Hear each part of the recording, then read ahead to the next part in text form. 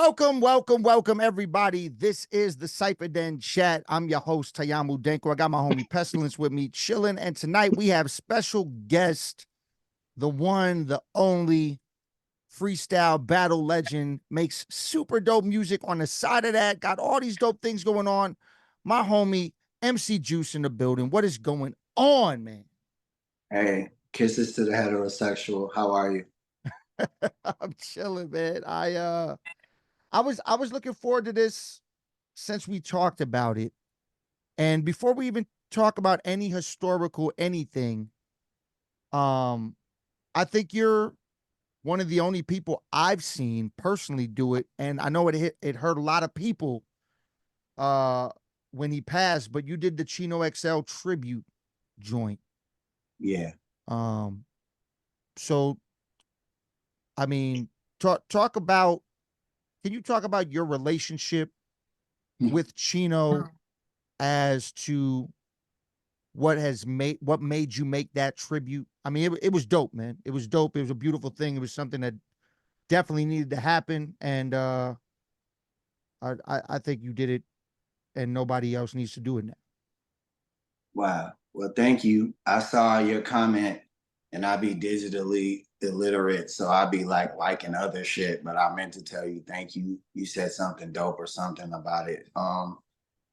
Man, first of all, if you're like the dopest person to ever interview me, he's like the dopest person that I know that the culture has lost at the level where I started at. There's a lot of cats like at other levels, like Takeoff from Amigos was at another level, but I didn't start at that level. I didn't start with the hood shit. I started with the underground shit like him. So it specifically hurt a little different, not more or less, but different. I felt it a little different.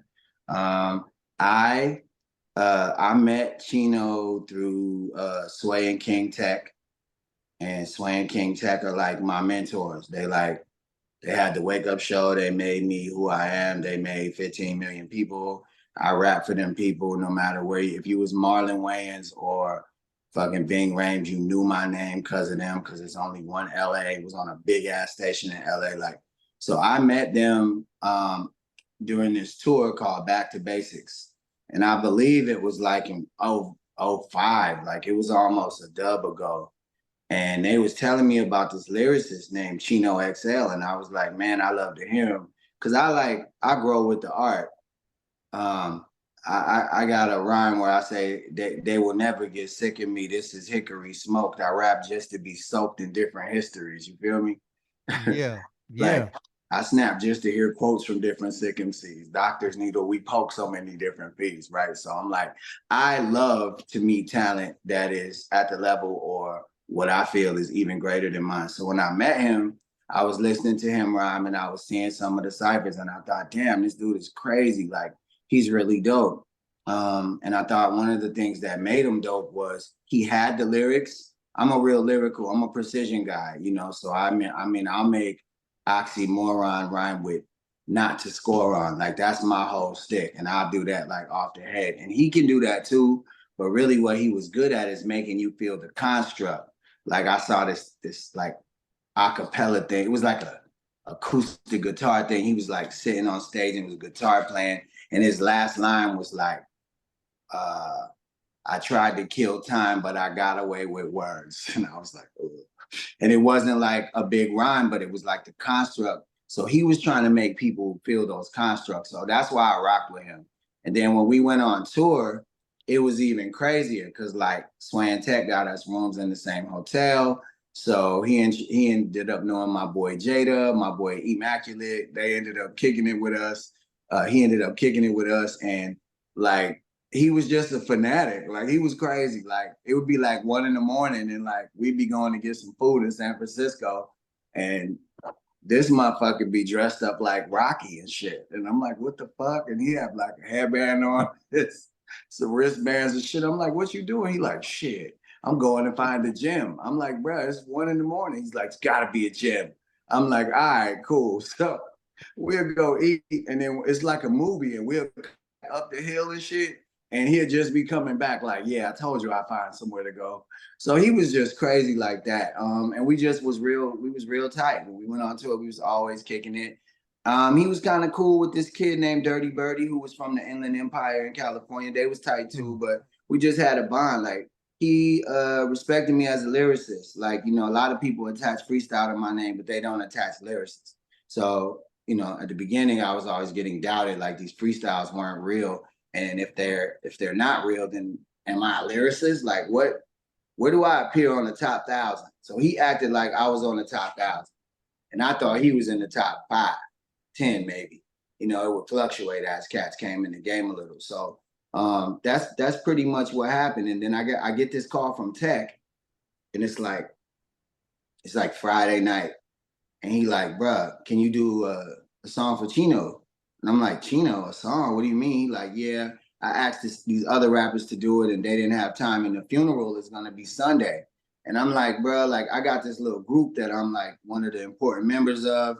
The LAPD classifies us differently than we would classify ourselves, but I got this group and we decided to throw this like yearly picnic. And it was like Friday was the pre-party at my crib. So I was like, fuck, I can't write it now. So I went over there on Saturday because the funeral was on Sunday, and I got it done at Tex, and he told me that Sway was gonna release it on Monday, and they was gonna play it at the funeral, which bugged me out because I was like, damn, like they're gonna play this at the funeral. So they played it.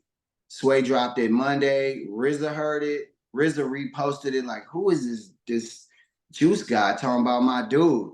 And then after that, it basically went viral. So to encapsulate it, that's what happened with the Chino joint. Which is dope, man. And that needed to happen, man. Like I've always felt that way about Chino. I've I've done multiple songs with Chino um leading up, and we were working on a new joint, and when he suddenly passed, and like I mean I still got the voice messages and everything. Like it's fucked up. It was like so sudden and crazy. Like he was telling me how he's excited to get on the because I'm working on a project produced by Fredro uh of Onyx, and um and he was excited to get on it. He was like, "Man, I never rocked over a Fredro beat. He's like super underrated as a producer." And Nasty. I don't know what made you think of that or reach out, but like I'm just telling you, like I won't even charge you much more than I'm charging you tonight if you let me on that project. It won't be much more, I promise. So like just know your boy here. Your boy here, and I ain't never rapped over no shit like that. But yeah. I could see him rocking with you. You say you got multiple songs, so that means each time you did a joint, you kind of had to reach out to him like I'm doing this and that, right? yeah, And then he kept saying yeah, right? yeah, because well, so the first joint we did, he didn't know who I was, right? And and then he heard my verse because I sent it with my verse, and he's like, oh, I didn't know it was going to be like this, and Yeah. he had already written a verse, and then he had sent it already, and I feel like it wasn't weak, but it was like a verse where you just think this it's gonna be some bullshit. And then, but after that verse, I mean, it was still dope because I've never heard a whack verse from Chino personally. I've never heard a whack verse. Ditto. I feel you. But it wasn't like a crazy Chino verse like other shit that I've heard.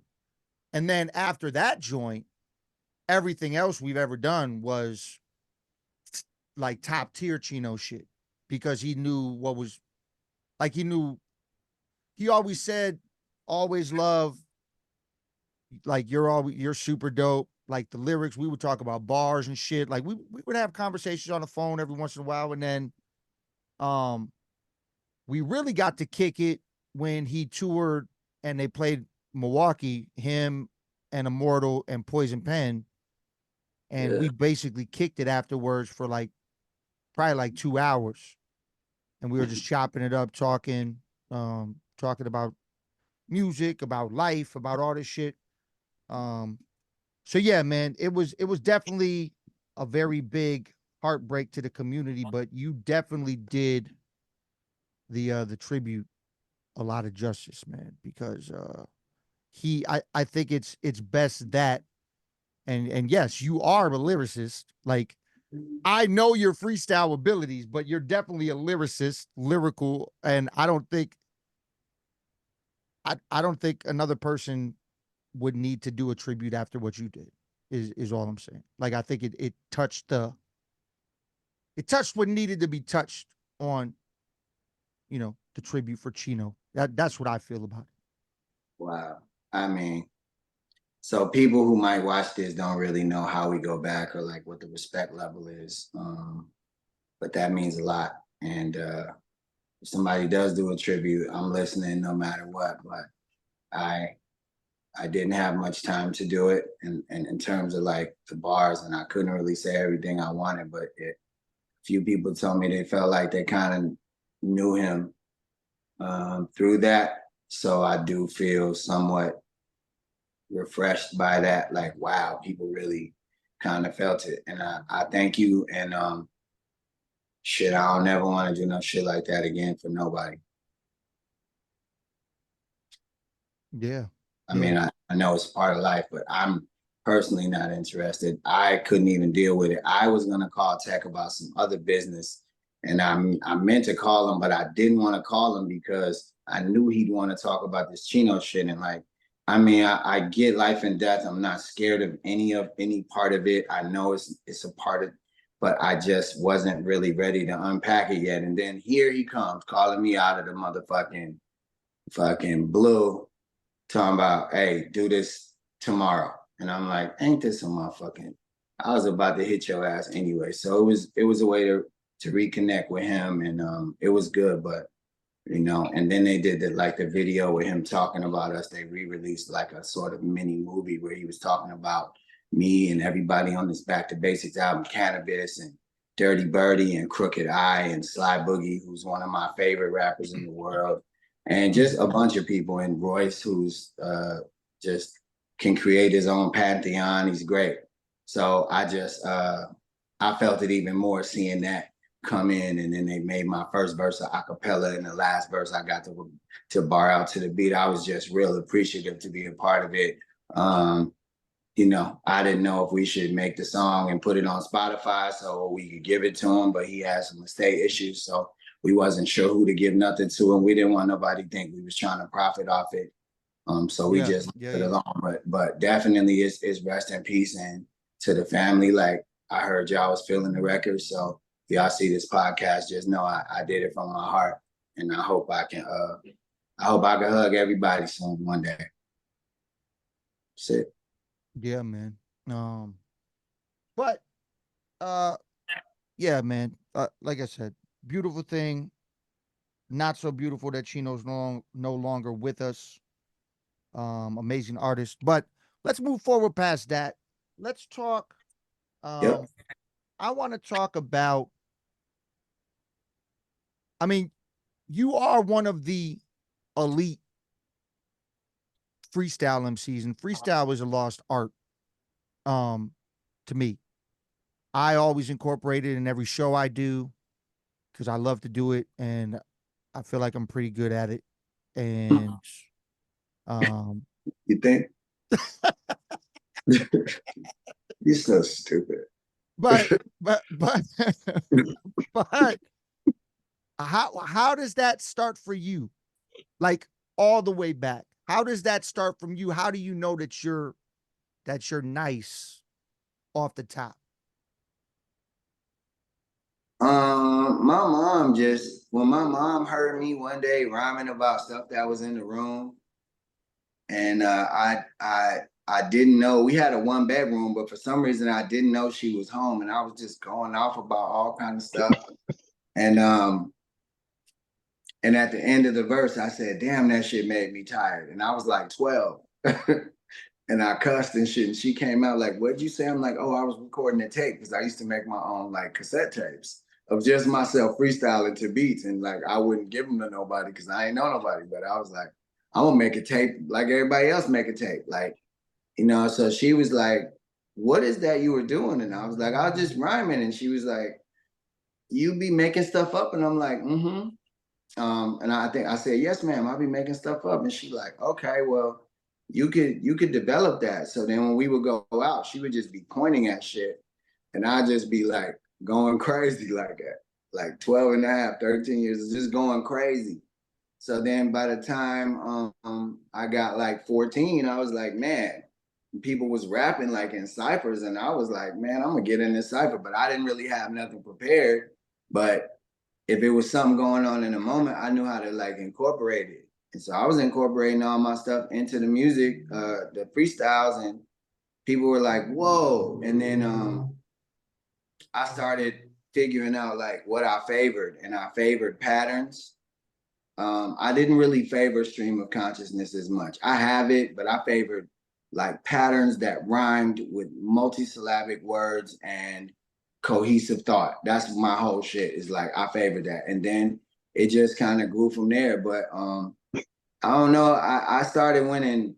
I started winning battles like before anything, and I was like from I don't know 14 to 18. I was throwing these parties. I had a crew called CSS, Constantly Serving Suckers, and that's the crew that formed the basis for my other group that I'm a part of, Bozak Tribe.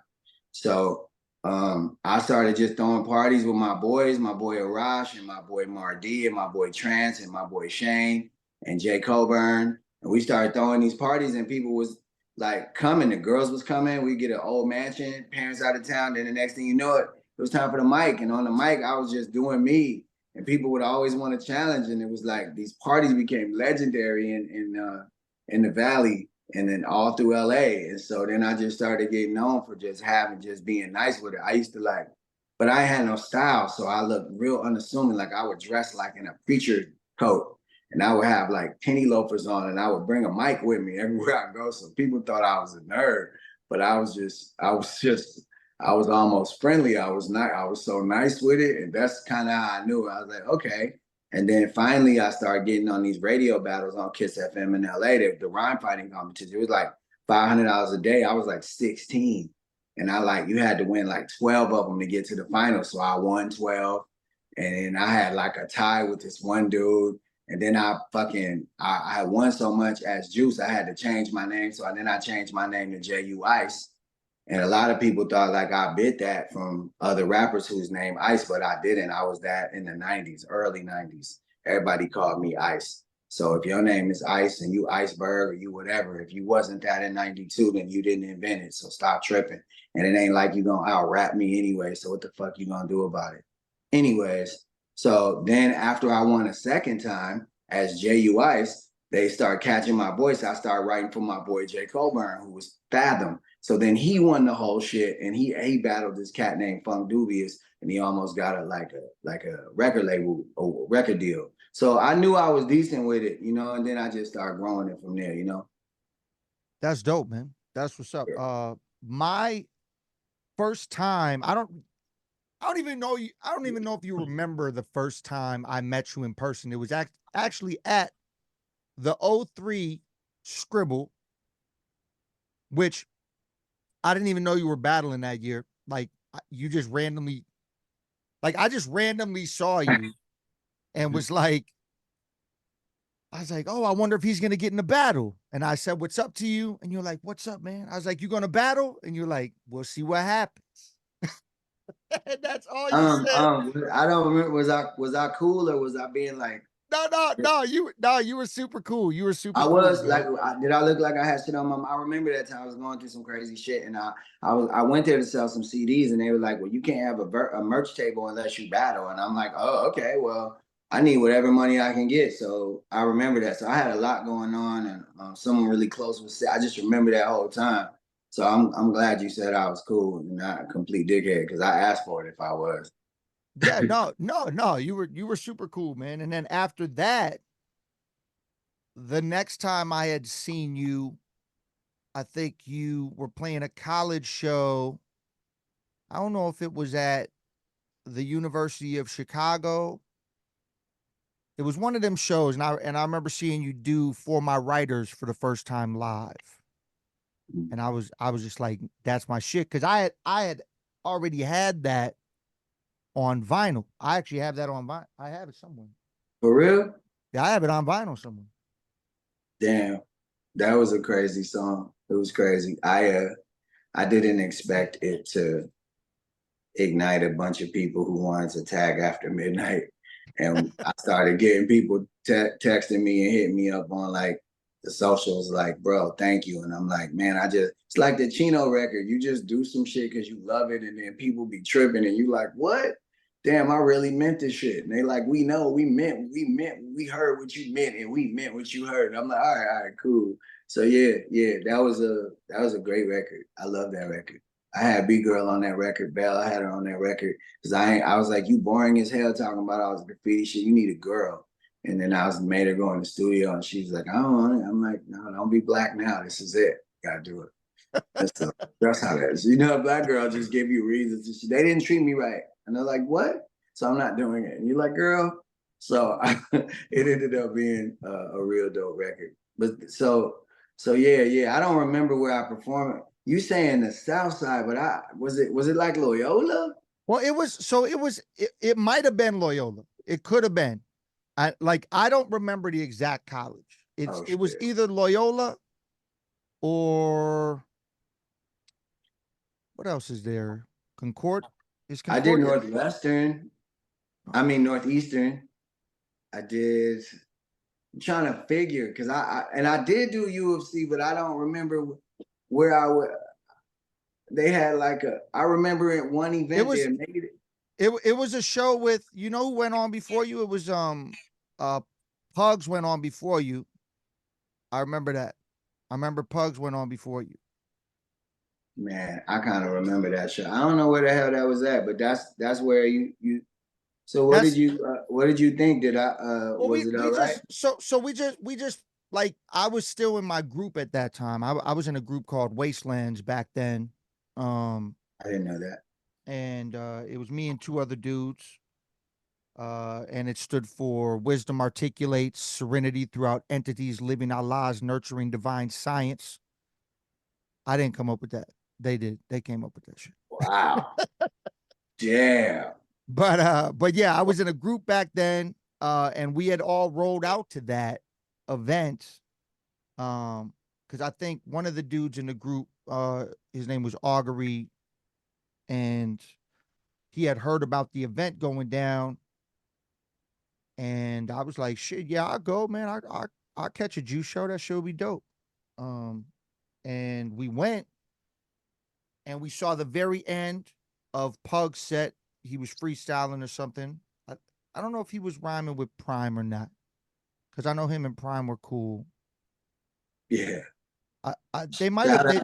Shout out Prime. Shout out Andre Vasquez, 40 award alderman. Wow. Yeah. I think they were rhyming together, and then you went on after them, and you did some joints, and then you did the For My Writers joint, and I had already known the joint because, like I said, I had the vinyl shit, and I was like, yeah, man, this shit's fire. But yeah, it was super dope show, man. Thank you. And I could also tell you the first time. So there was a DJ that was down the hall from me when I was in college in the dorms that basically got me crazy about the independent and underground hip hop scene, to a point where like he flooded my mind, kind of like what me and my homie Space Case have done with my homie Pestilence. This dude flooded my mind with all this independent underground hip hop shit. And I remember, and he was from Chicago. And he hit me with, I can't think of his DJ name. To save the life of me, I can't even think of it. He was only there for like a year, and then he went somewhere else. He either went somewhere else or he dropped out or something. But he introduced me to you as an artist. He showed me Freestyler Written. was probably the first joint I heard of yours back then. That was, I feel like it was '01. It was either 2000 or '01. Something like that. Yeah, and he had showed me that, and that's where I became familiar with you. That's why when I went to that the first year I went to Scribble was '03, when I said we had that brief passing or whatever, and I said, "What's up?" Um, but I knew who you were at that point already because of the freestyle or written joint. And I didn't know anything about previous scribbles. I didn't know about the Eminem shit. I didn't know about that battle even happening until I think maybe a year after Oh shit. that initial, because I didn't dig deep into the scribble shit. Like when I was at Scribble in '03, I beatbox battled. I didn't even MC battle. What? Yeah. What do you say? What? You Yeah. beatbox? What? You know how to beatbox? Yeah. Yeah. I You, you nice? yeah, I'm pretty nice. I've What? I mean, Yeah, if I show if I Pestilence was like, yeah, he nice. yeah. well, I can't. So, my real good friend, I'm in the same crew as him, is Carnage the Executioner. I don't know if you're familiar, but he is probably the dopest beatboxer I know personally. But um but yeah, I used to beatbox battle and do shit. I actually did um when DJ Prism, RIP DJ Prism, when he was in at Scribble as one of the beatbox judges, I knew who he was, and I did his famous joint as a beatbox, and Oh, the whole crowd started singing the hook of it because he did a beat for um Camuteo, R.I.P. to him too. But Hold the floor.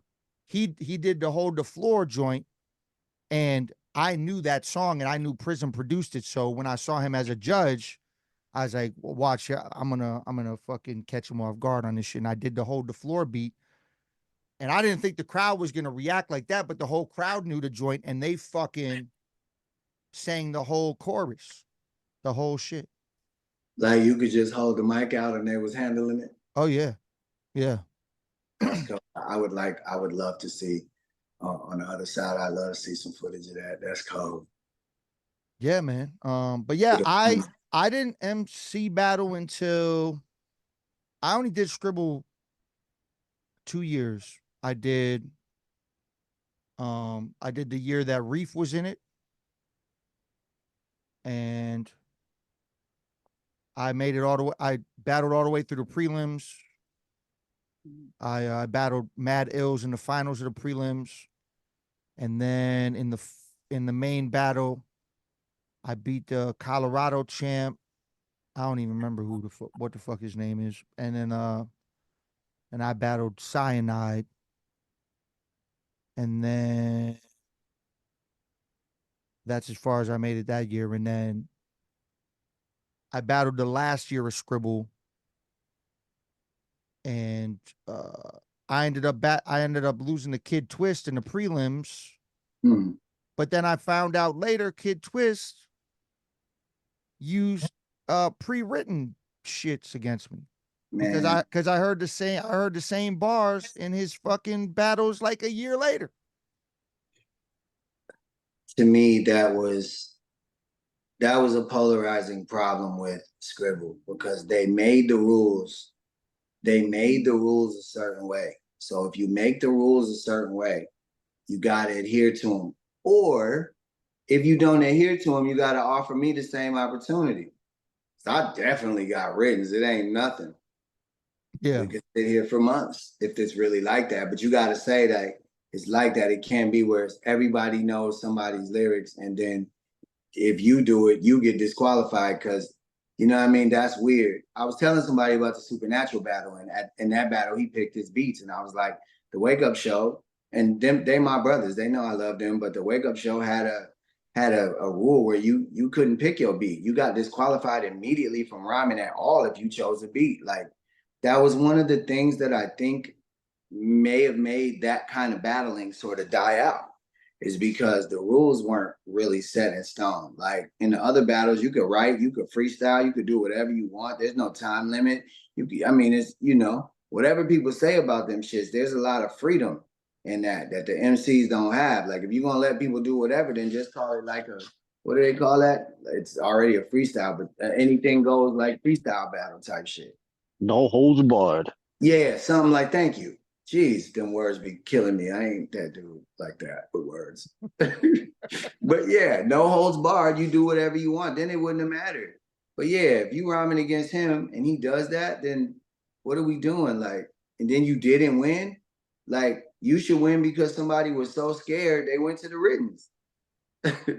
Yeah. If nothing else. Like, I ain't never really had to go to my writtens. That'd be a great day. But I ain't never really had to. So I ain't never had to break the rules. But people do it to me all the time. And I just wonder how they get exalted and elevated to a level that's seemingly over me. I don't get it. But yeah, I feel what you were saying. Yeah, Scribble was dope, but that was, to me, those were a couple flaws that never got addressed. Yeah. Yeah. Well, because even from the beginning, if I didn't know that was in place. You didn't know what was in place? Sorry, I'm pretty sure I heard like a random shootout going out down the street in my crib. You said random shootout? Yeah. My Yeah, boy went to watch the Bears game and he got a hotel room last night downtown, and he put it in our little group, the same group I was having a barbecue when I wrote the shit for Tech and Sway. And he was like, man, I just heard like 6 or 7 random gunshots and it sounded real crazy and the car sped off, but I didn't hear no police. And I'm like, yep, order your food, order room service. You know you in Chicago, boy, watching the Bears game. Like, yo, it goes down. In Milwaukee, Murder Walkie. I don't know what the hell happened there. Maybe it's all Chicago retired gangsters, but boy, you can die there for no reason. yeah, it is crazy. And I stay in the hood. So I hear it. But shit don't happen to you in Milwaukee really unless you in some shit. That's pretty much I don't know if that's exactly how Chicago is. I mean, when I was back and forth in Chicago, I was on the north side off of Cicero and Montrose. It wasn't really crazy over there, you know what I'm saying? Nah, but you know what? That's the honor among Latin gangsters. Like the Latin motherfuckers take care of their neighborhood. So that's not a black neighborhood. So in general, you're gonna get some order, you're gonna get a lot. That shit is sort of missing from my people and how we gang bang. We don't have no order, no morals. Like, so it used to be if the lady's 85, you don't rob her, even if it's an Audi. Okay. And if her grandchild is in the backseat, you really don't fuck with it. But that shit is all gone. So when you see the violence happen, it's really like the lack of long-term vision. It's a bunch of other societal factors, but it just comes into play where ain't nobody got no conscience. So in order to survive, you have to be willing to go there with a motherfucker, no problems. Like you can't be thinking, I can't do this to a 13-year-old. You gotta be ready to dome little dude out. Because his parents should have been there checking shit. Like, you know what I mean? Like, I know they mad at R. Kelly, but how did you get to pee on this bitch? Where are these parents at? Like, where the fuck are 13 and 14-year-old parents where you carjacking a motherfucker and you get killed by a fireman, and now it's all types of motherfucking community shit. So like, that's why on Cicero and like what you was talking about, yeah, it's a decent neighborhood. All that shit go down, but they really keep the people in the neighborhood out of it. But my people, we on some different shit. So I know you in the hood, just you gotta keep your eyes open. But yeah, if you ain't into nothing, you can get away, but you gotta watch the randos, the Marlin randos is what I call them. They random, they everywhere. And you ain't gotta be scared, you just gotta be alert. They coming. They don't have shit. You give the have-nots access to the haves neighborhood, and this is what happens. Yeah, yeah. You know what I mean? Yeah, man. Pestilence, you got any questions for Juice? I'm still reeling from that fucking 10-letter anagram you hit us with. Your fucking group Oh my name. God, that was God crazy. damn, I thought Wastelands was a fucking enough for a name, and they all the fucking letters have to mean something. Motherfucker. All complex and shit.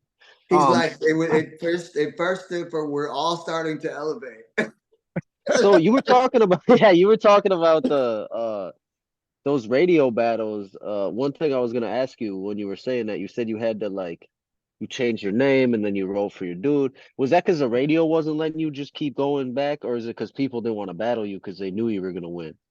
Nah, LA is full of people who'll fight you in a minute. So ain't nobody tripping. This gladiators in LA. This was in LA on 102.7 Kiss FM. But it was really because they just had the rule. If you won 12 times, you couldn't be on again. They thought that they were gonna have this crazy Oh. pool of talent, but I was like, this shit whack. And I need like another, like that was like, bro, that was like 6 racks. Like what? You know what I'm saying? Like I'm Free money. 16.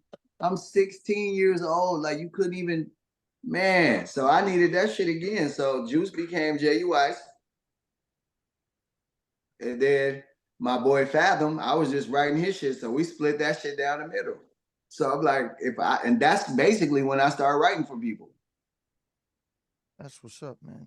Yeah, nobody really do. I was doing that shit. I had a whole group. I was writing all the parts and shit. I was doing all that shit at like 15. What's that experience like writing for somebody versus writing for yourself? Because like I feel like a lot of it is, I mean, you give up a little bit of the autonomy for like how the verse comes out, you know? Because like when I write something, I have in my head how I want it to sound, and then I'm able to tailor that, you know. And then there's some stuff that happens on the fly that it's like, ooh, actually I like that. And you play with it or whatever, and you can control that. But when you write for somebody else, like what's the difference like for your feeling like when you hear the verse then when they spit it? Okay. That's one of the greatest questions ever because, you know, um, well, first I like to differentiate ghostwriting from just writing for people. So, in the ghostwriting world, I have a lot of stuff attached to my name, but I never really claim any of it. People just attach it to my name. But then I realized that if your name isn't attached, you really shouldn't be talking about it, and neither should nobody else. So what I will say is, um, the writing I do all has my name on it, and it's all Terry Parker. I usually let artists make themselves the first writer because they're delivering the message. I'm just trying to help them tell a story. If they trust me enough, and I only like working with supremely skilled artists. Like I don't really like working with artists who don't have any skill. I like artists that could rap and freestyle separate from me, but I'm touched in that way. So I just be like, hey. So I usually be like, they'll do it and they'll put me like as vocal producer or second writer. That doesn't matter to me. I usually split the publishing, even if I wrote it all, because that don't matter to me. I'm trying to get a message out. I'm trying to show where this hip hop can go. And usually people trust me. I wrote this song for Cash Doll and Big Sean, and this is when Cash Doll got her big deal with Universal, and I went in there and I played some of my pop records because I write all kind of stuff. And they were like, "Yo, you want to write this single called Ready Set?" And I'm like, "Yeah." And when I wrote it, shit, she didn't change anything. She didn't want to change a bar. Like, she didn't want to, even if it was like it was last call, she just wouldn't change bars. And then it when it came out that the legal wanted, I had a line where I said started from the bottom, now we here, and they didn't want to pay Drake. So I had to say Louis luggage at the bottom of the Lear. And that's the only line she changed. So for me, when I work with people, and I call it writing with them, even though sometimes it is for them, I just try to help them tell a story. Like one of my homegirls, she's an artist, and I work with her, and like her husband died, and I helped her just help her tell her story. And when they deliver the lines, I go crazy. There's a line in that song, and she says, "Can't pull the strings. It's no guitar to get. No more late dinners. Good shot to sip. Only faint glimmers. This could start to hit. Call it Ray Shrimmer. I push start to whip." That's what I do it for right there. Like, who's mad? Like, and she delivered that motherfucker like Amazon. So I'm like, it all works out. And people talk about like Drake and Kendrick, and all these dudes have writers. Okay, so at the point where you're making $2 million a night, all right, you should cut somebody in who's making micro pennies on a dollar streaming, because you making $2 million, like you got different things to do. So I feel like as the artist rises, they need someone like me even more. You know, but I gotta have my credit, and I gotta get paid. And I don't do it based on, how big the artist is. But if you're an artist and you're of means, you gotta pay me like you getting some of the best bars. Like if Wayne wrote this shit, he'd want 100,000 a song. So you shouldn't have no problem paying me 25. You know what I'm saying? So that's how I approach it. I don't approach it no different. I just try to help them tell a story. And if they bug out or they cry, or because I get that kind of shit. Artists be crying like, "Thank you, you helped me tell my story." Like, it's just crazy. So yeah, I'm into that world. And finally, you really can't have an ego. Like I rap with an ego, but I do not have an ego. I'm a regular dude with a skill that I can't even claim because somebody gave it to me. So I just be like, "Man, thank you." I be mad humble, and I just really try to be a vessel, like a conduit from the quantum realm, which is like sacred thought they may not be able to access, to the realm where people can digest it. If I'm the bridge between that, I did my job. That's dope. Yeah, man. Are you able? Yeah, that's super dope. It's very dope. And I didn't even know. I'm not even gonna lie. I didn't even know you did that. What do you mean? Did what?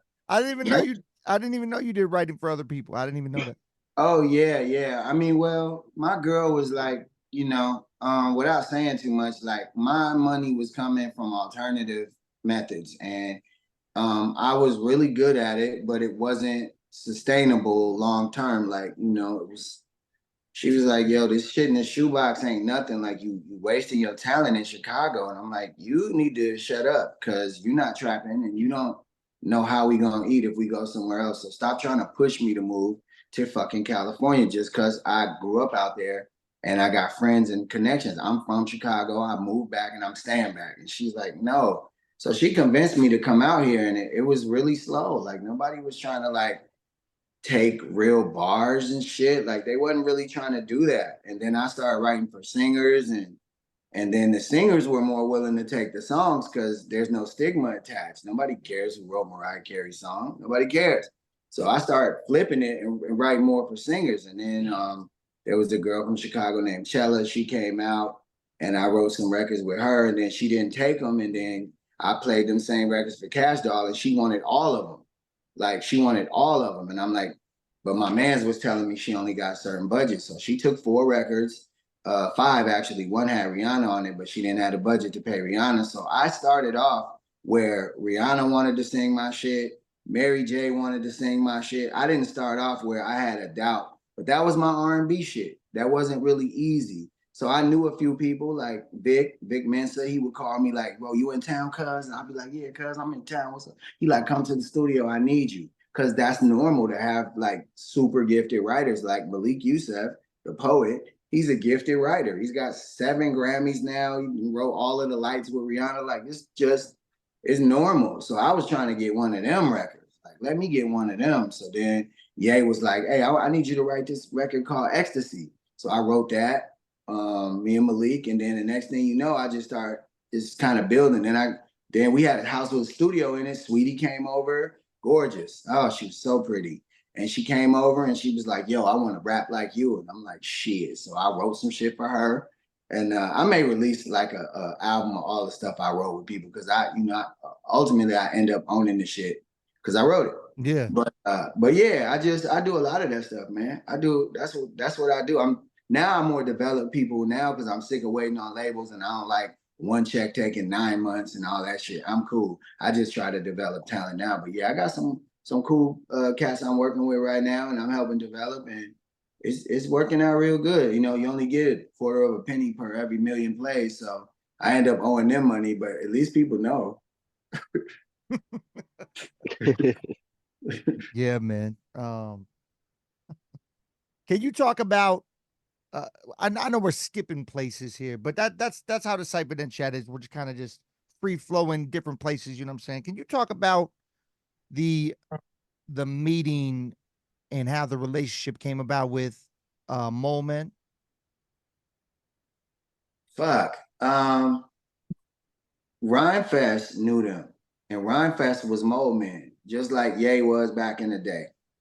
And Vakil was already there, and Ron Fest was like, man, you need to come to the basement with me where the most. And I'm like, who? Because I'm real, like, I'm one of them like super smart dudes who be missing real simple shit. Like I don't be getting that when you buy a new pair of scissors, you need a razor blade to open it type shit. You know what I'm saying? Like I be like, what the fuck? So I went and I met with Panic. It wasn't a formal meeting. He just was like, man, you're dope. And Panic don't really tell nobody they dope because he's a dickhead. And he's conceited and he's arrogant and he deserves to be because he's really good at what he do. Like, you know, I think he's equal to Primo. He just don't scratch a lot, but I think he finds some crazy shit. So I went over there. I went over a few times. I was kind of like watching how they got down. Ye would come from time to time. Vakil would be writing these raps and these codes where only he could read them. So if you found his notebook, you couldn't steal them. I'm like, okay, he's a fucking savant genius. What the fuck is wrong with him? And he had rhymes that rhyme with orange. So I thought, damn, he's dope as fuck. And one day Panic was like, yo, you want to do a record? And I'm like, yeah, what do we got to do? Like, I had never did a record. You know what I'm saying? Like a record. And I think I might have did a vinyl with my boy in LA, but I had never like done a record that I knew was going to go. I knew who he was. I knew people was going to fuck with it. So we went in the studio and I wrote these 2 verses and we did freestyle written. And then I was finna record the second verse and I lost that bit. I don't know what happened. I couldn't fucking find it. And I was like, oh shit. And he was like, man, I mean, you're gonna have to do something. We got 20 minutes. And I'm like, I don't have a verse. I can't write a 32 bar verse or whatever. And I know I can. And he's like, you're gonna have to freestyle. That's what you do, right? Sonya was there recording and shit, and I had some Baileys, and I was nervous. And I just fucking went in that bitch in one take and did that second fucking verse. And it was just like, you could tell. So one of my crutches was like, swear to God. And I used to say that when I was trying to find a word. And my second verse, I'm like, these rappers swear to God, these rappers really think they finna rip the microphone. Swear to God, they couldn't go dope if they bought a herringbone. And I'm like, oh shit, they're gonna know that it's not. And I'm like, you gotta really go deeper. And I'm like, they need knee pads. Messing with my style, I'm about to be bad. Juice is so dope, I had to check into a rehab. I'm never nervous, but I was nervous. MCs is worthless. Put down your pencil. My instrumental. A cramp your style like a minstrel. Scenario. It's time for your motherfucking burial. I'll murder you and burn your promotional material. Panic put his hands on his head. Everybody was cheering and they was just like, just keep going. And it just ended up being stuff of fucking folklore. I did that. And so if I ever do a movie, it'll probably be called Freestyler Written, the MC Juice Story, because that was amazing. That sounds amazing.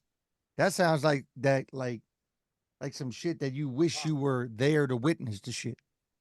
Man, I can't believe I'm Juice, man. Like it's so stupid, bro. Like I cannot believe it. Like I was really there, but I be looking like I'm a channel. So I don't really think it comes from me. So that's why you don't see me all swell head. Like I rap better than him. I rap better than him. I don't think like that. Somebody gave it to me, but I don't really claim it. It's from the ethereal, cosmic, united field. And I'm able to transmute that shit into some digestible tidbits periodically. And then usually I'm ready on the big stage, so you never hear the fuck ups that you hear in the car. It's just crazy. So yeah, it was dope. And then after that, Panic was like, let's do this Sincerely record. Like I'll give you time to write this. And then I came up with these hooks, like the signed or unsigned, not platinum on wax. Like I wanted to incorporate my favorite MCs in the shit. So I told them what to scratch. I was always building songs like that though. I was always leading the orchestra on the song. So for me, it was a natural evolution to be like, write this rap. And even if it's, see you in your Fendi boots, fresher than a new Bugatti. Even though your friends are cute and bad as hell, you the hobby. If it's that or rap, I've been on that. So shit, man, I just can't believe it's me, but I ain't about to stop at all. This shit about to be, man, it's about to be crazy, about to be a beginning. We got this Golden State project we dropping, and the mixtape is just, It's incredible, man. Yeah, and that's No, what I I was. fuck with the ethereal thing, like with him Yeah, talking about that, because like I've seen it with Denku, I've seen it with like anybody that's freestyles. You know, it's like it's something like my homie Mars talked to me about it too.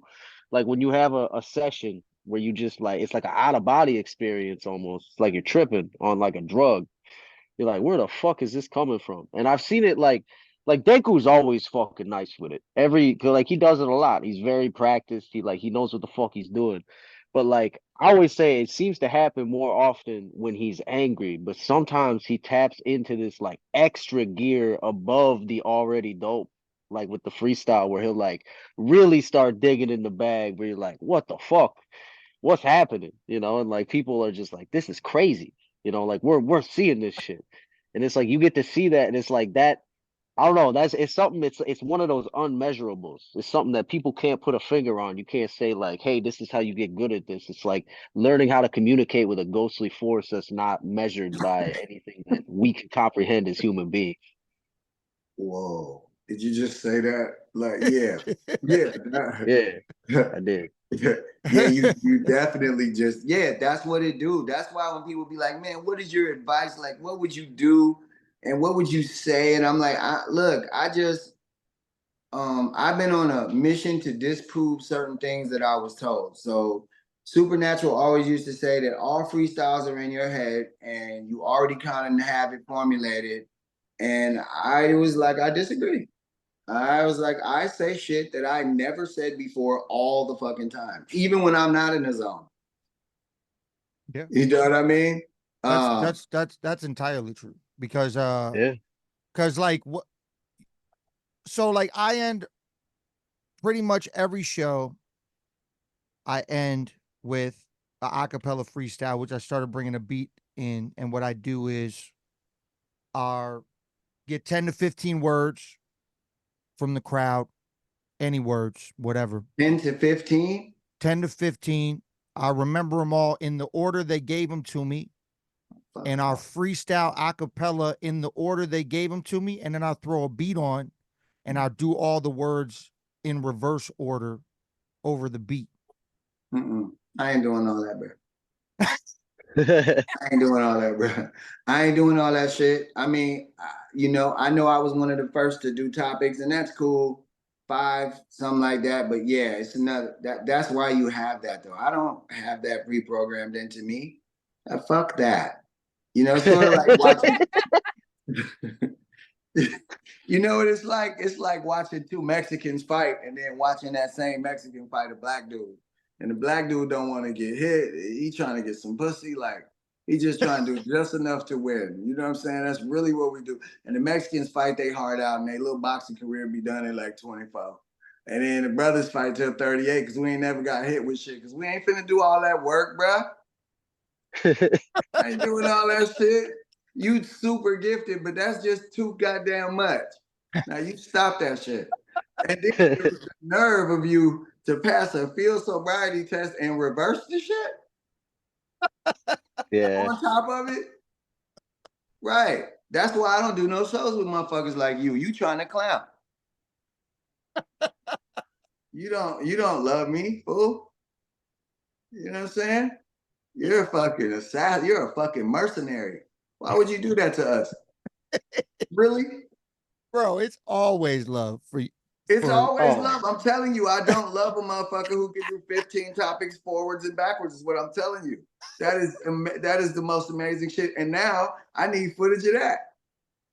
oh, dude, it's great. I mean, and it's like, so the thing about it though, and it's something that Breeze said last time we had Breeze Everflowing on the podcast, and he mentioned it about the Stronghold click and how it's like all iron sharpens iron, and it's like just being around that, like the more you experience it, like in my head, I'm like going in the order of like when he was like, and then what do we have next? I'm like, I know what he had next. It's this one, and then it's this one, and then it's this one, and it's like it starts to like by mitosis or something, it starts to infect your cells and you start to get some of the death from your homies. You stupid. Yeah, he got like this is crazy being able to talk to somebody who's at my level off the head. and really grasps how the levity and enormity of that skill.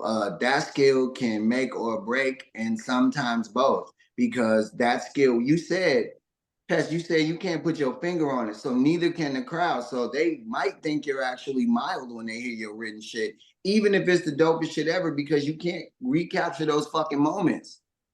Yeah. So you know, I've had to, you know, kind of refrain a little bit, but shit, I will go the fuck off. I will be a flea and tick spray in this motherfucker. I will look, but it has to be for something that I just do it by myself and when my homies is over or whatever. But yeah, it's nobody can put their finger on it. They never will be able to, and that's why it always is gonna have value. That's why Harry Mack does it like that. He's got value. You know, these are real individual NFTs, whether people fuck with him or not. Like it's all different. Yeah. I know you've talked about it probably a whole lot of times, but did anything like the 97 Scribble battle, like the Eminem shit, did you know who that dude was at that time? Did you already know who he was? And he spit bars that were on records in the battle. I heard some of them, and then I heard, and you had mentioned how Scribble Jam had like these rules about how you weren't supposed to do shit like that.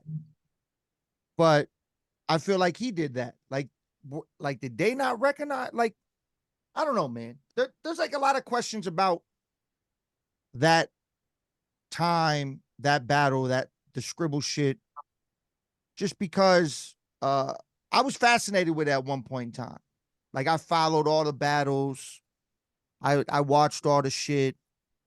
And yeah. I mean, did you know who he was before that? And did anything come from it after the battle had happened? Like future shit stem from it? I didn't know him. He knew who I was. He was there specifically to battle me. He, you know, came up to me and said so, told me he respected me and that, you know, if we battle, it was gonna be nasty. So I knew he was an MC. I grew up in California, so I never saw his race or any of that. I never thought, oh, instant advantage. I've seen white people do some heinous ass shit so I don't judge nobody. So I was just like, man, he real confident to tell me who he is. He must be really good. And I bought like, I think 3 Heinekens and I gave him 2. And then he was like, why are you doing that? And I'm like, oh, you Eminem, right? Here go 1 for both of y'all. See you tonight.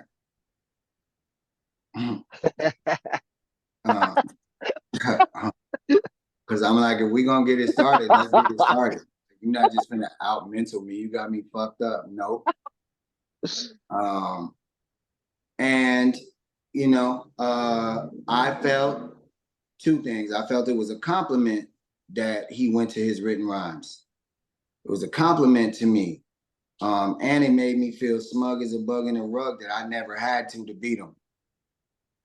And I think from Scribble's perspective, they're like, yeah, we got rules, but they might have had a sense of history because whatever he said, I kept hanging with him with nothing planned. I kept hanging with him, finding some line that was so cold. People knew what it was, whether it was, you know, acronyms or just talking about his name, but never his race, just him as an inferior MC. And so, you know, that's how I was approaching it. I never approached it like little white boy. That's some black shit. Like this ain't white men can't rap. I don't even think like that. That's silly. Motherfucker, white boys will roast you with no problems if you ain't careful. Like some of my favorite rappers just happen to not be black. But I mean, how do you really beat somebody like Iron Solomon?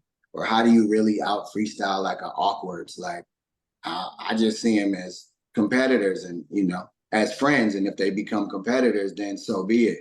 but it's never no underestimation.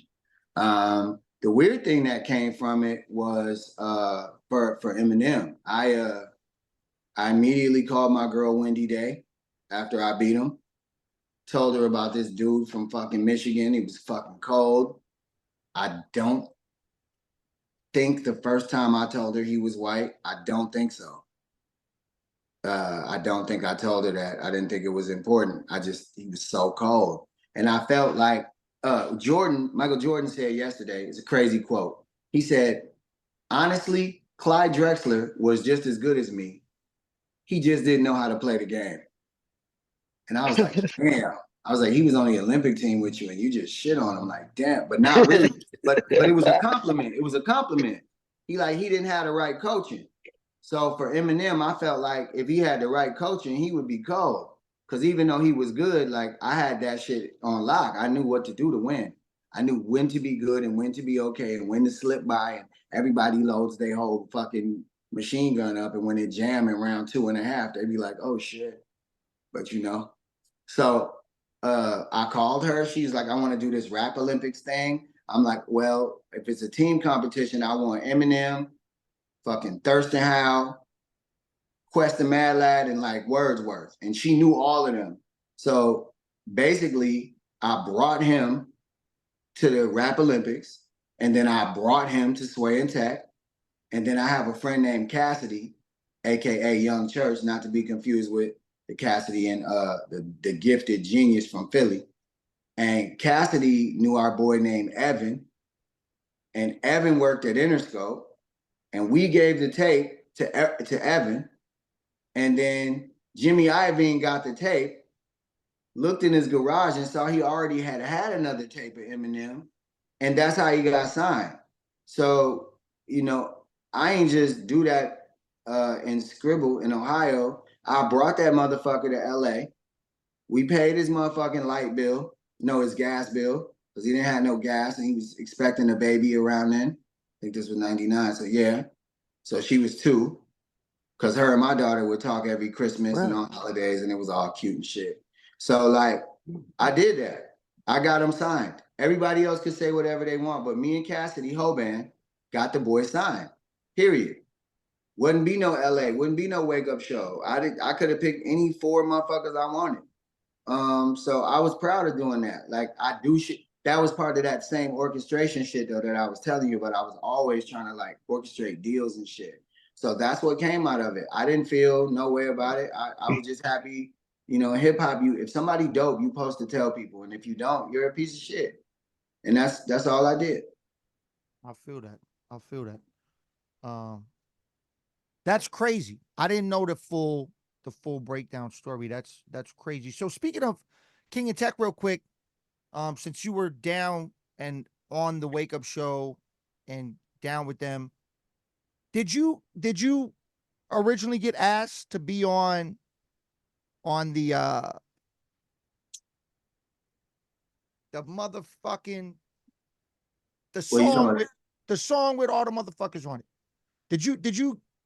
Did you originally get asked to be on that? Or I mean, why is what I'm saying? No. Why? No. Because it was what? It was RZA, Pharaoh, Exhibit, Eminem, Chino, KRS, G-Rap, Tech 9, and randomly J.O. Felony spit a fucking hook on it. Yeah, cuz got down for a minute. Look.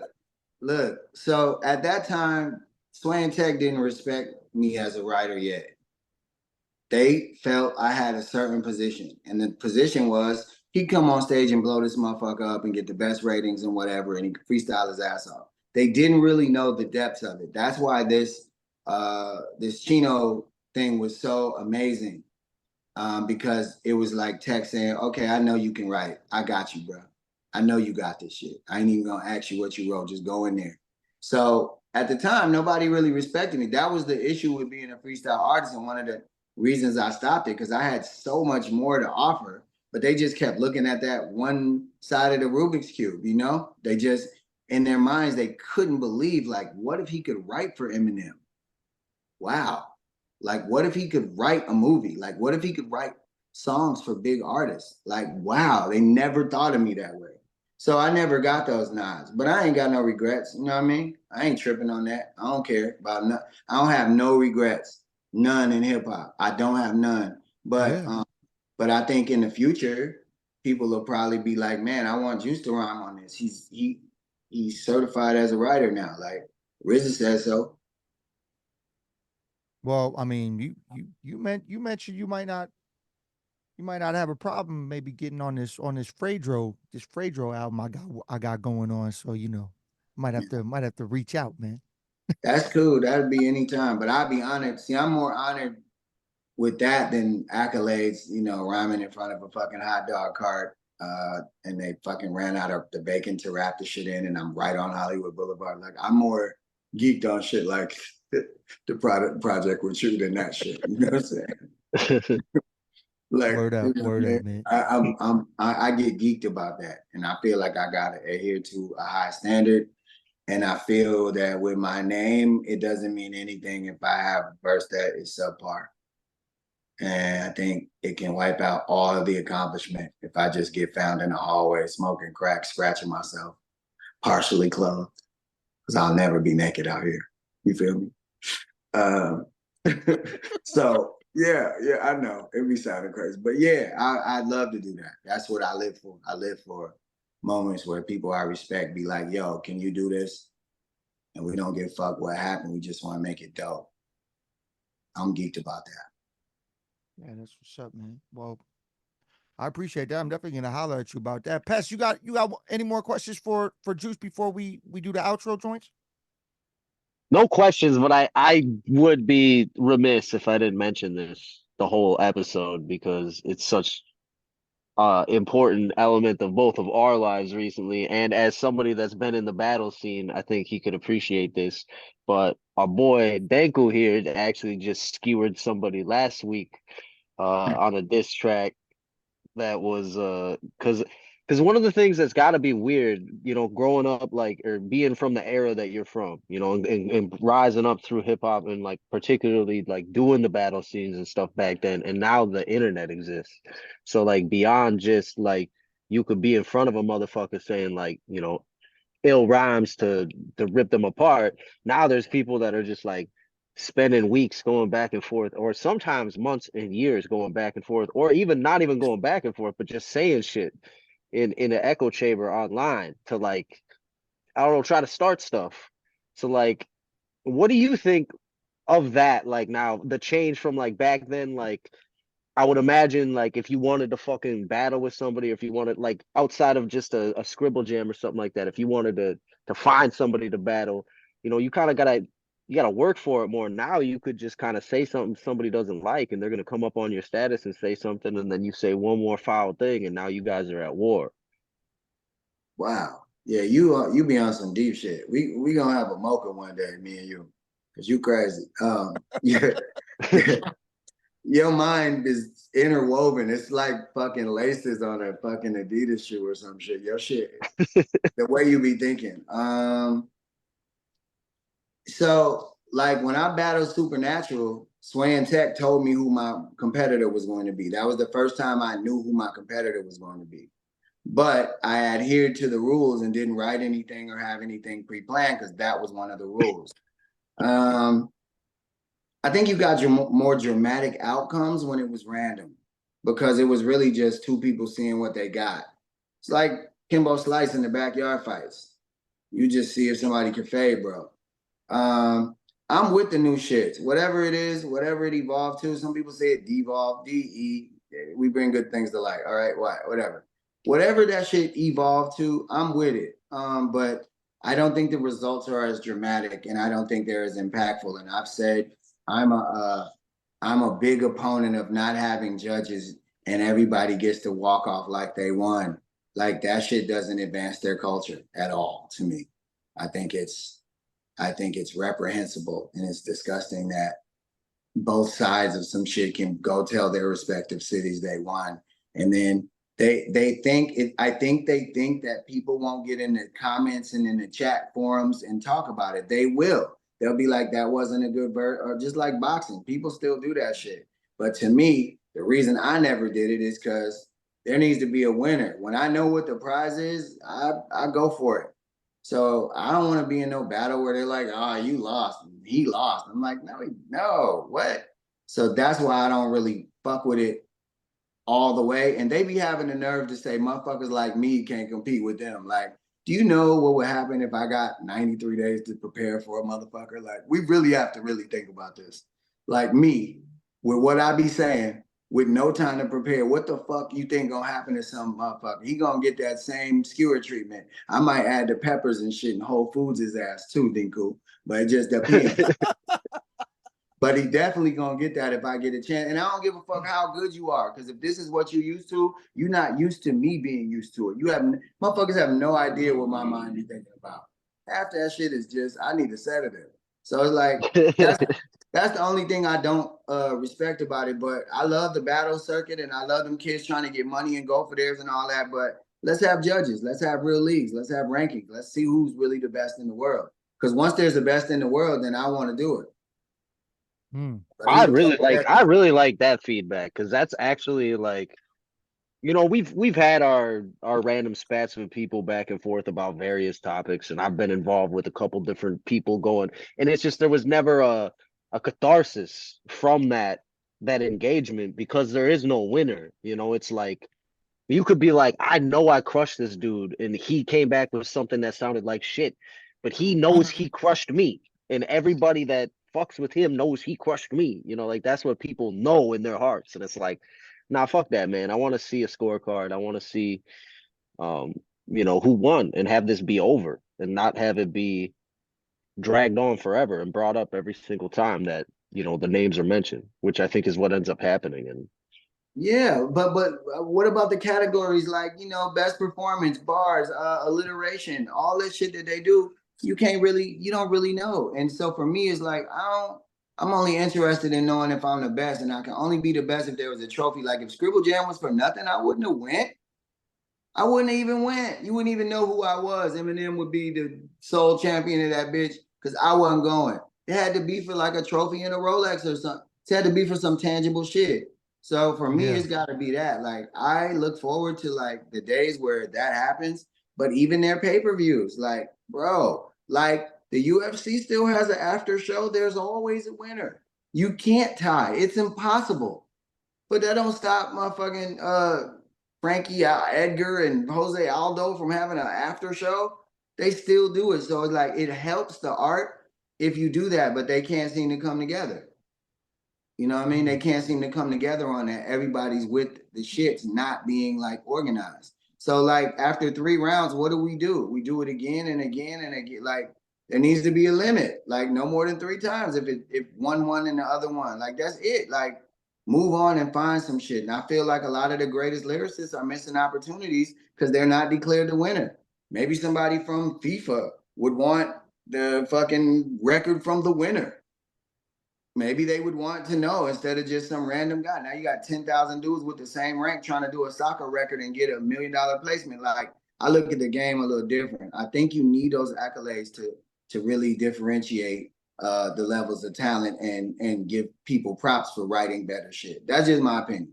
But don't ever think a motherfucker can't keep up. Y'all don't even be doing shit. It don't even be shit. It's like it's a preparation. It's preparation H. I'll get in that ass.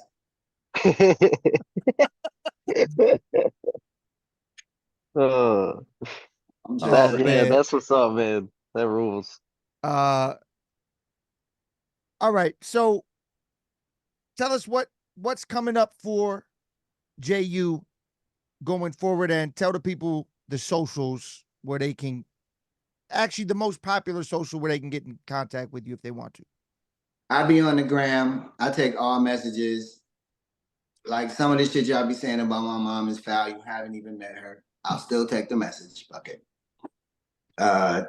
It's JUICE, the number 4, and REAL. Juice for real. Juice number 4 real at Instagram, TikTok, Twitter, or unknown as it's called now, because you ain't just gonna make me say what letter I don't want to say. It's called unknown to me.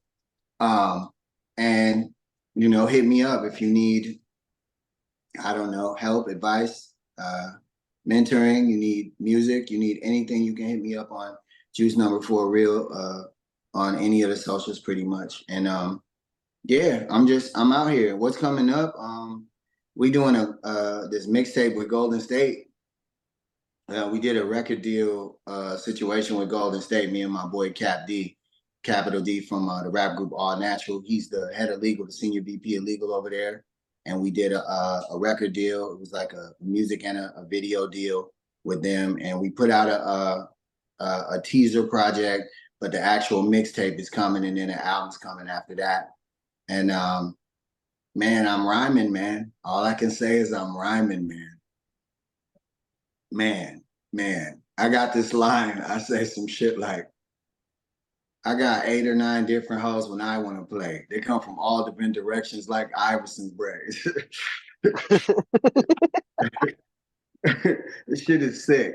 So for me, you know what I'm saying?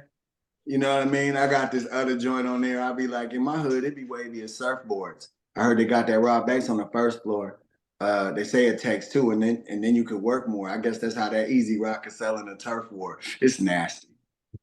It's some other shit. I'm rhyming, bro. So that's happening. I'm doing something real big with digital content right now. I'm taking like an old magazine brand, and my publishing company is making it into podcasts and audiobooks. It's a magazine ran from, it's called True Romance. Back in the day, our mothers looked at that shit, and it's just love stories, and I'm adding like the modern touches to them shits, and you know, I'm gonna do that. I got a few artists. I got Tifa about to drop this album called 4. She dropped this album called 3, and then she gonna drop 5, and that'll be 12 songs. We're gonna get her nominated. My boy Rich Dreams, he's a great artist, and my boy Interstellar, who is as wild as a Tone Loc song from the '80s, but he cool. So I'm just I'm working on that, and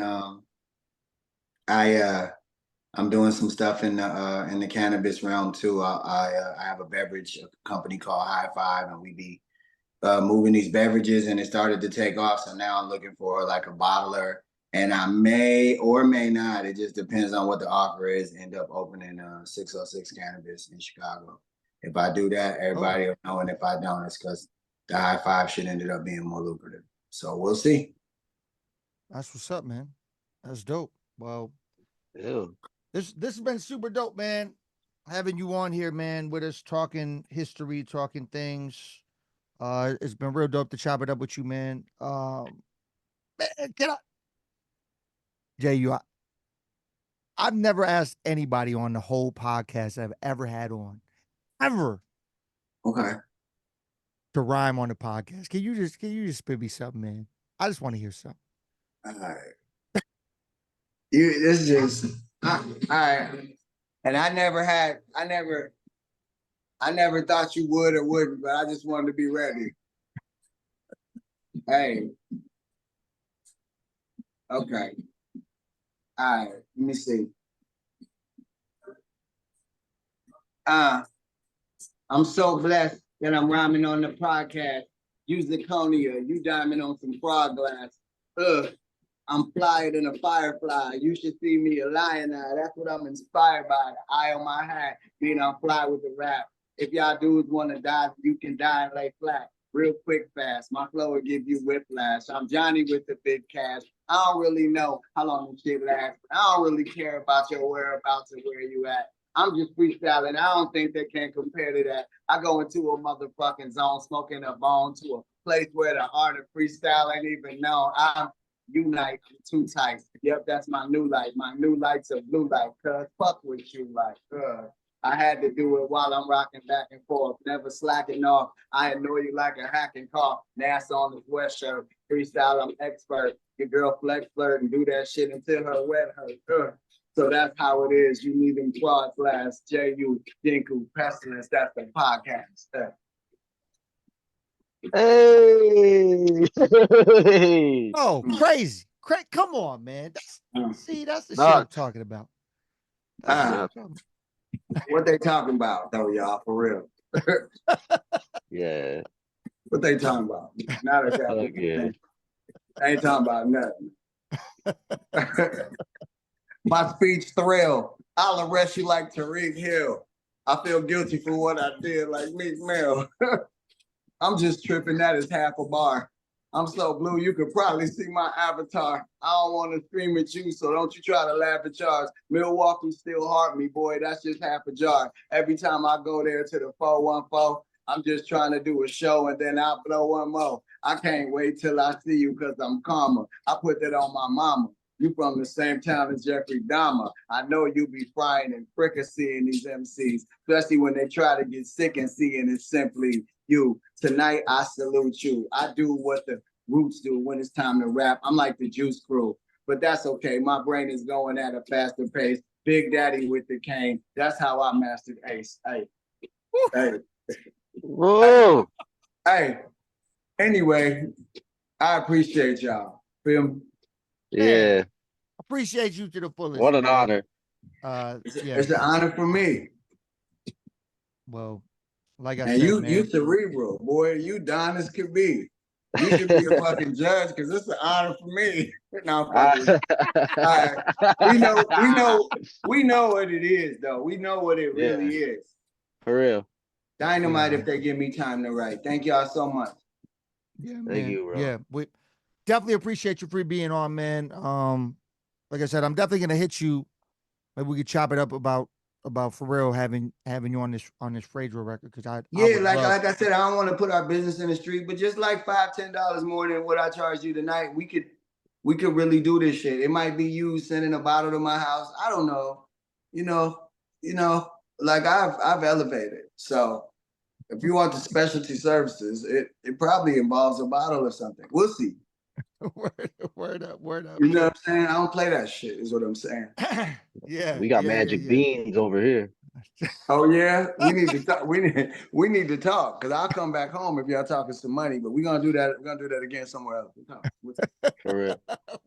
Word up, man. Well, stop. Everybody, man. This has been the CyphaDen Chat podcast in association with the Denku podcast. I'm your host, Taiyamo Denku. That was my homie Pestilence. We had the amazing MC Juice in the building tonight, man. This has been presented by CyphaDen Music, where we inspire even those higher. And remember to never stop chasing your dreams because you will never know what you are fully capable of. Yeah, and always chase what matters and make sure you know what's in your wallet. Word up. That's all I gotta say. I'm just saying, chase what the fuck matters. You feel me? Yeah. Man. We're gonna do another one like this where we just barring out. That would be Let's dope do as it. fuck. I'm so down for because that. like it's great, and I know they want to listen because me and you together are two of the Ekis. We're Dos Ekis, and now we have Pestilence, and we're like Tres Ekis. So we're the most interesting man in the world, but we're really only a third of that unless we rhyme it. 100%. You know what I mean? And I can tell by the way you talk. I already know this cat. This cat be blowing my mind. It's literally like a Johnny Depp sequel. You see this? Yeah, he's crazy, but I see by how you talk what you got, so I already know. Yeah. I'm making a paradigm shift, baby. Ooh, that's that maritime gift to make a girl bend over, make a paradigm shift. Get it? Huh? Yeah. Yeah. I feel you. We gonna get it in. Yeah, absolutely. Man. Well, like I said, man, it's been super dope. Blessing having you on, man. Appreciate you to the fullest. And I'll be in touch with you soon, man. We're hot about all that. And again, everybody for tuning in. This has been the CyphaDen Chat. Denku, Pestilence, MC Juice in the building. We out of here. Peace. As they say where I'm from in the hood, say less. All right, y'all. Peace, man. Peace.